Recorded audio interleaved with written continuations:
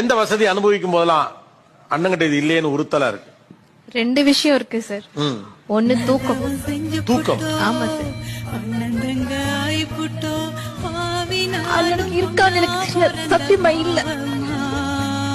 என்னோட போன போராட்டம் அண்ணனுக்கு பசங்க இருக்காங்க, பெண் குழந்தைங்க, அவனுக்கு அதுக்கும் போராடணும்ல. அவன் அடுத்தடுத்து இருக்காங்க.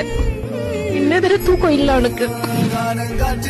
இன்னொரு விஷயம், எனக்கு எதுனா வேணும்னா நான் கேட்டுடுவேன்.